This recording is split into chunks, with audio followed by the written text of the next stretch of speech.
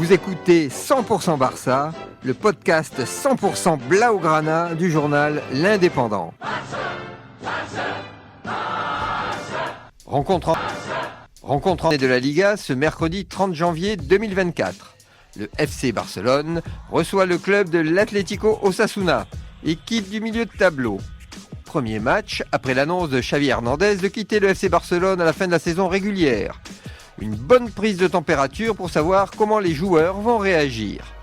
Et le match va commencer avec de nombreuses attaques des Blaugrana, mais pas assez percutantes pour scorer. Et on notera la sortie sur blessure de Torres en larmes dès la 6e minute. Et la mi-temps arrive avec une domination sans partage du FC Barcelone et des occasions manquées de Lewandowski, Fermin et Koundé. Ça manque de tranchant. À la reprise, même schéma, grosse domination catalane, mais stérile. Osasuna se contentant de défendre.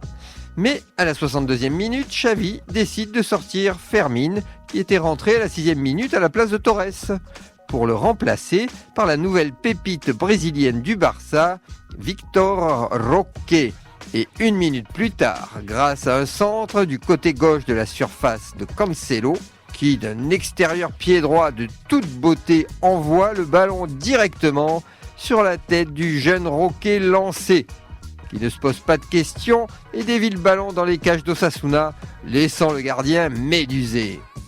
Le stade explose de joie, la gentille ambiance d'une sardane catalane vient de se transformer en samba brésilienne endiablée. Coaching gagnant immédiat pour Xavi qui exulte et Fermin qui fait grise mine. 1-0 pour les Blaugrana, le sourire revient dans les tribunes du stade.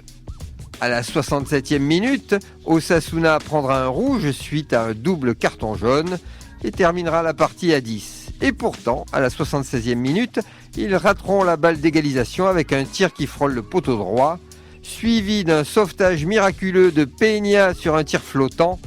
Les Blaugrana ont eu un gros trou d'air pendant 2 minutes. Mais le FC Barcelone finit par s'imposer largement 1-0 à 11 contre 10. Victoire qui fait du bien pour les hommes de Xavi, mais il reste à la 4e place du classement de la Liga.